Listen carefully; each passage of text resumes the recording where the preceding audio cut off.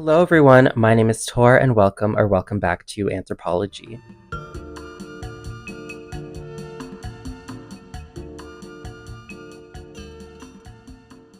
Thank you for joining me in today's video. I hope you are all doing well. Thank you for clicking on it. If you are a returning viewer subscriber, thank you so much for coming back. I hope you enjoy your stay. If you are a new viewer, thank you for clicking on it and watching. In today's video, we will be talking about the man that I think brought Coach back on the map, their current creative director, Stuart Vevers. Not a whole lot is known about this man. He's not on the top of creative director lists such as like Phoebe Philo or Nicolas Gasquier or even like Sarah Burton. But I think he was instrumental. He currently is instrumental in rebranding Coach to becoming a premier, it seems, fashion house, from a leather goods producer to a true fashion house. So we're going to be talking a little bit about Stuart Vevers, when he joined Coach, before his stint at Coach, and some of the important impacts that he's had at Coach since he joined up until now. So if that sounds like something you're interested in, please keep watching. If you like this style of video, please continue to support the channel. Please subscribe, turn on the bell, do all of those things. And without further ado, let's get into it. So who is Stuart Vevers? Stuart Vevers is a British fashion designer. He was born in 1973, November 17th to be exact. So he is a Scorpio. And I think that the Scorpio vibe, dark, moody, playful, this can really be seen in his more recent work where he really plays into that darkness. Prior to joining Coach in 2013, Vevers was at a variety of different houses. He started his career, according to Wikipedia, at Calvin Klein.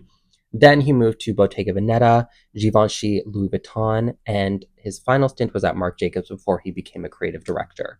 So in 2005, he joined Mulberry as their creative director, and throughout his career, it seems he's had a high focus and placed a lot of importance on accessories, particularly leather goods. So in 2005, when he joined Mulberry, he was essentially brought on to reevaluate their accessories line, really refocus the creative direction of Mulberry as a house. In 2006, he won the Accessories Designer of the Year at the British Fashion Design Awards, and some of the campaigns that he did for Mulberry, including the 2006 Spring-Summer Stephen Meisel campaign, were highly accredited, were very well received by the fashion community, and sort of re-brought Mulberry back onto the map with the Bayswater and a variety of other bags. He didn't spend too long at Mulberry before he went to Loewe. In 2007, he joined Loewe again to focus on their leather goods and accessories business. He was there for, I would say, 5 or 6 years before he then joined on at Coach in 2013, where he's been ever since. So he succeeded Reed Krakoff, who went to do his own eponymous line. And it was at Coach where I think Vevers really started to take off in terms of his name and like who he is and just some of the impacts that he's done. For example, in 2017, he won the CFDA Accessories Designer of the Year, and he's been nominated every year since.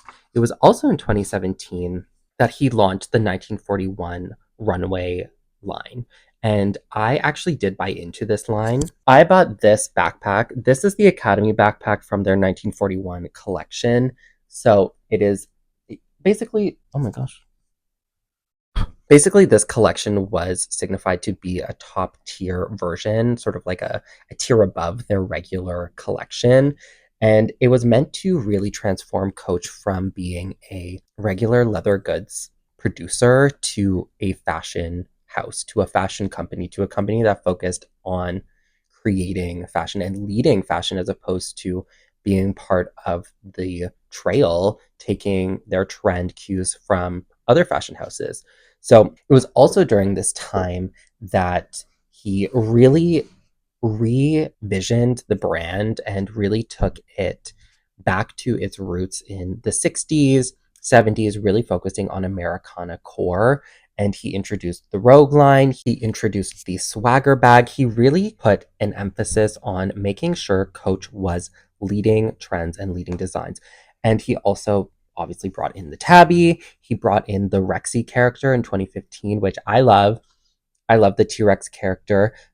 Turns out it's a she. Rexy is a she. She's on a variety of different things. And Vevers took a lot of, and continues to take a lot of direction from the time of Coach in the 60s, where Bonnie Cashin was the creative director there, mixing in old school classic Americana leatherwork and a touch of whimsy, which is why you can see things like this, for example, the collaboration with Lil Nas X and some cats, and also the Rexy, and also I've seen a lot of things like around like stars and ships, and like they really add a whimsical approach to things. And I think this can be really seen in the latest collection that we have seen in stores on the runway with oversized bags and big bows, and really a nod to Americana and New York specifically with the Big Apple and the taxi, and even their most recent show, which was very, very recent, where they had giant versions of coin pouches of teddy bears and other things, I would say. So he mixes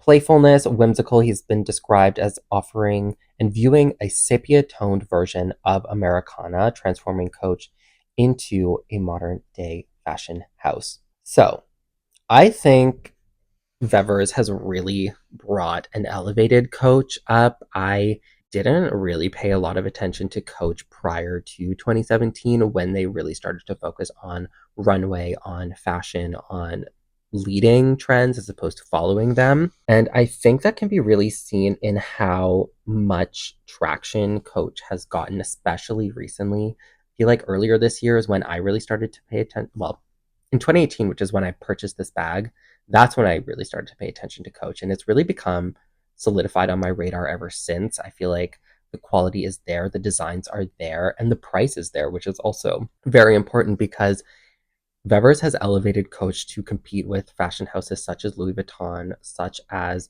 Givenchy, you know, I don't know, Chanel maybe. Like I feel like Coach is slowly itching towards that tier in terms of how it's viewed within society.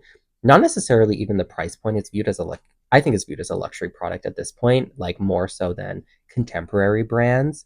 But I think that's all due to Vevers' experience coming from those higher end luxury places, such as Mulberry, such as Bottega Veneta, Louis Vuitton, all of that. But then also mixed with his American contemporary experience from Calvin Klein and Marc Jacobs to now his time at Coach.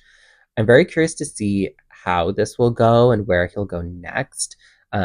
There isn't much about him on the internet. So, what do you think of Stuart Vevers at a Coach? Do you like what he's done to the brand? Do you like where the brand is going? What do you think about Coach as a whole? And what do you think of some other American fashion designers? I would love to get your take. Should I do more, I guess, light spotlights, some quick spotlights on these designers that I think are a bit underrated in terms of the fashion scene? So that's my video, quick and dirty. Please like, comment, subscribe if you enjoyed it, and I'll see you all next time. Bye, guys.